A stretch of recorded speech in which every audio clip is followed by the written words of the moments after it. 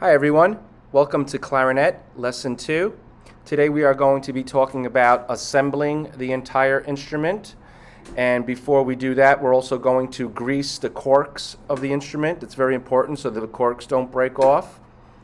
And in addition to that, we are also going to be talking about maintaining the instrument and cleaning it. So that way, if there's any excess moisture in the clarinet, we can dry that off as well. Now, attached to this assignment, I will include a sheet that looks like this. And on here, it talks about some of the things that we went through last week about assembling the mouthpiece and the reeds. And in addition to that, it talks about assembling the rest of the instrument. So if you'd like, you could use this also as a resource if you want something in addition to the video that we're about to do. Okay, the first thing you're going to need is a piece of paper or tissue or something to wipe off stuff. And in the case, you're going to need to look for something like this. It looks like chapstick, but it's not. It's cork grease. Okay, so if you need to pause the video at this time to get your paper and your cork grease, you can do so. Now, once you find your paper and cork grease, what we're going to do is we're going to take out some of the pieces of the clarinet and we're going to grease the corks. Now, the cork grease just comes apart like this, okay? And then just like chapstick, you twist the bottom and it comes out a little bit. You don't want to keep twisting it and get a lot out because you just want to put a minimal amount of cork grease on your clarinet. If you take it and you smudge it on there and you put too much, then everything gets greasy and it's almost like trying to do your homework with a pencil after eating a couple of greasy slices of pizza. So there you have it. So what you're going to do is, here's the mouthpiece. There's cork on this as well we're going to have to do. What you want to do is when you put on cork is you want to take the cork grease and just very gently go around the entire cork of the mouthpiece without squashing it on there and getting big clumps on there. Then once you have it on there, you can take your fingers and gently lubricate, spread it out a little bit. Okay, I'll put a little bit more on mine. Okay, and you do that with the mouthpiece. Okay, so if you need to pause the video now, we're going to be doing a lot of pausing. Find your mouthpiece and do what I just showed you as far as the mouthpiece cork goes.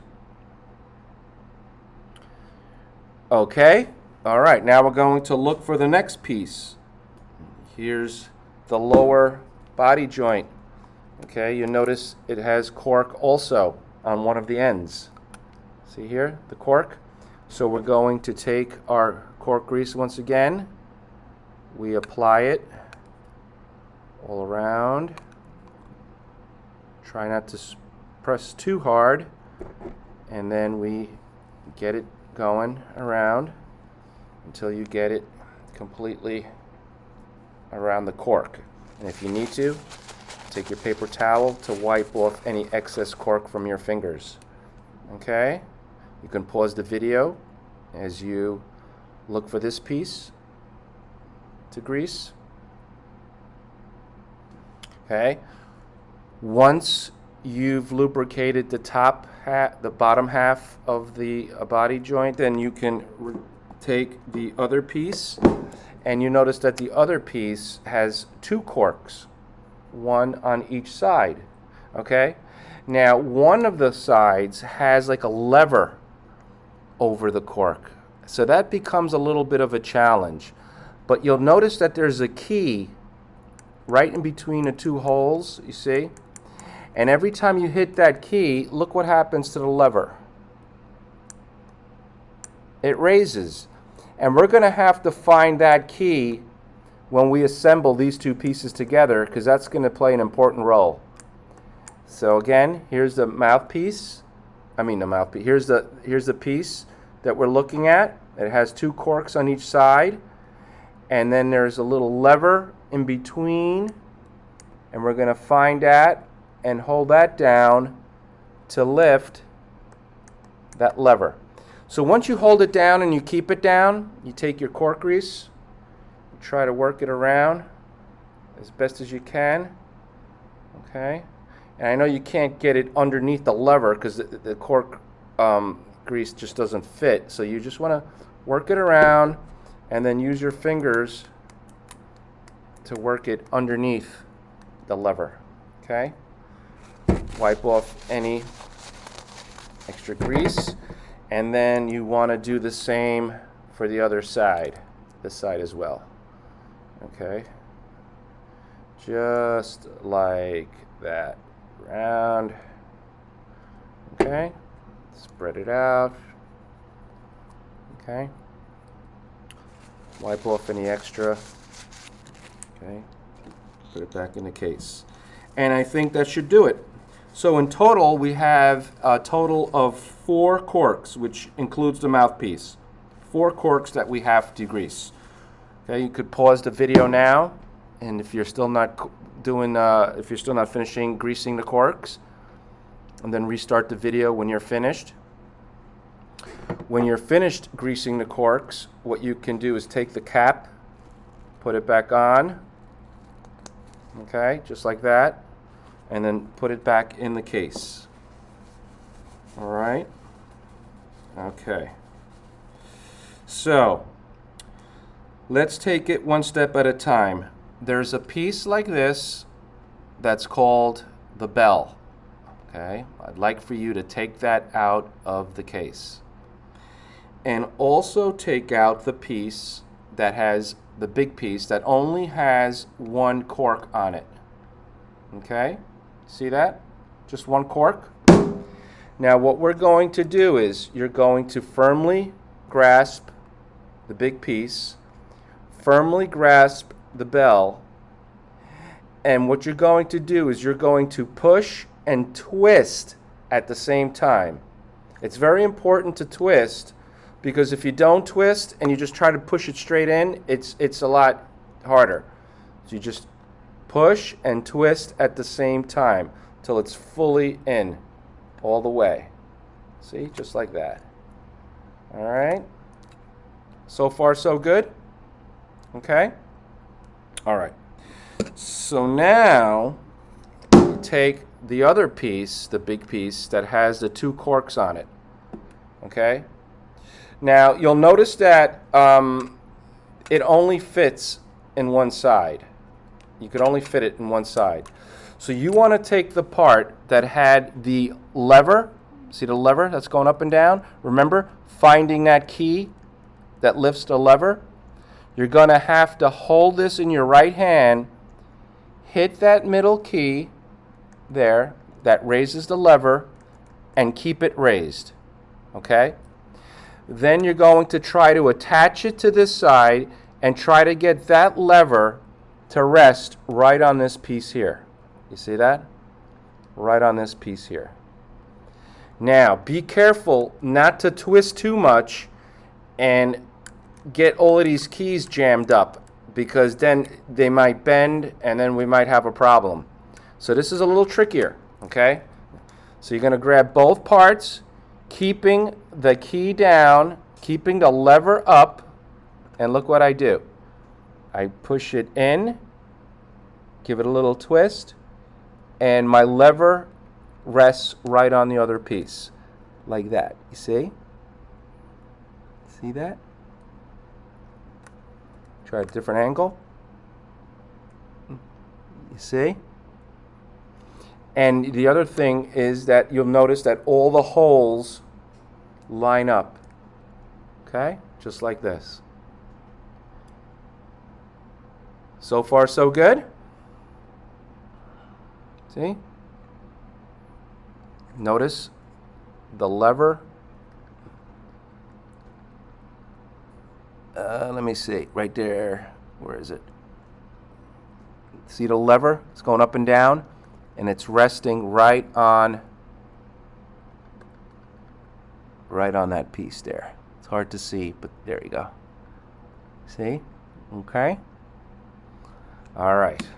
Now, the next step is not that. Yikes. Okay. The next step is now you see you see what just happened to me? My clarinet came apart. That's a sign that you don't have to cork your grease every single time. That it's pretty loose.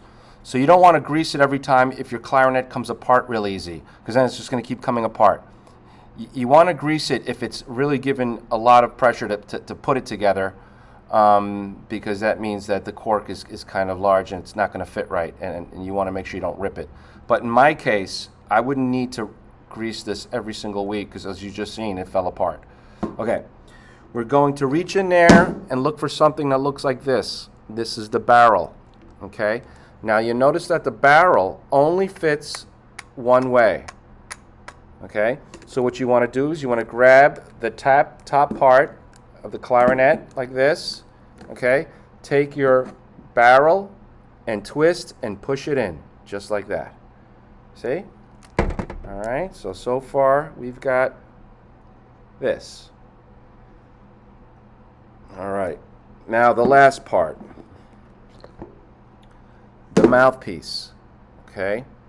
We're going to put the mouthpiece into the clarinet, holding the barrel this time so it doesn't spin, pushing it down and twisting it, okay?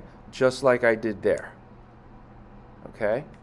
Now you'll notice that my reed is facing the back where this key is, opposite of the holes. See? There's the holes on the top.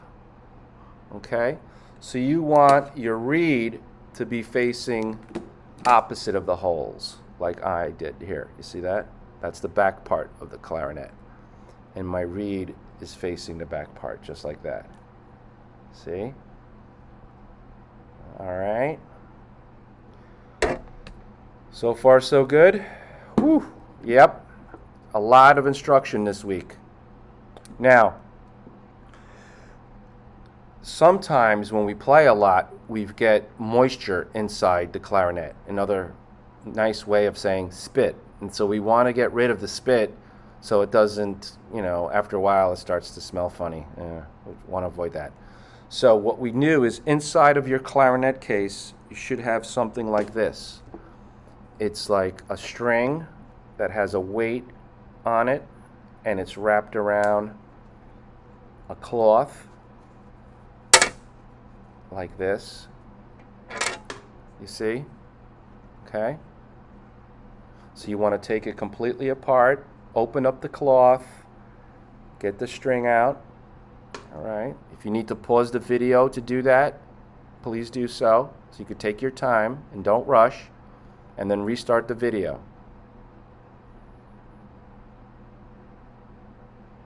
Okay, now taking apart the instrument is just as important as putting it together. So the first thing we do is we remove the mouthpiece and the barrel at the same time. It's easier that way. Okay? And we place that down. Now when we want to dry our clarinet, we turn it so that the bell is facing up.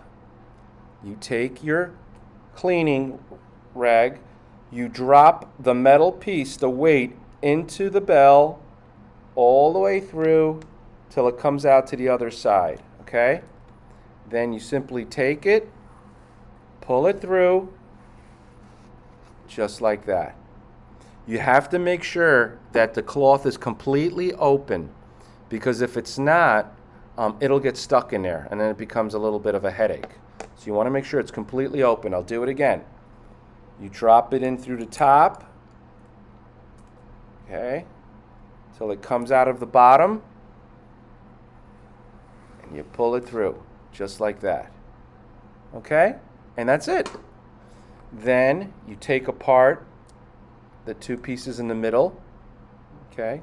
You put them back in the case. Now, putting the pieces back in the case is almost like a puzzle.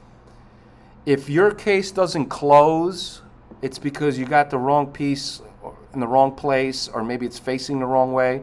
So your case has to be able to close very naturally, easily, without applying a lot of pressure on it. Then we're going to separate the bell and the clarinet by grabbing both parts, twisting and pulling. Twisting and pulling. Put the bell back, put this piece back, okay? Then we're going to remove the barrel from the mouthpiece, like this, okay? All right. We could take our cleaner and put it through the barrel, if you'd like, if it's moist, see? Just like that. Put that back, and then put the cap back on our mouthpiece, and into the case it goes. Here's what mine looks like, my case. Okay, it looks like this.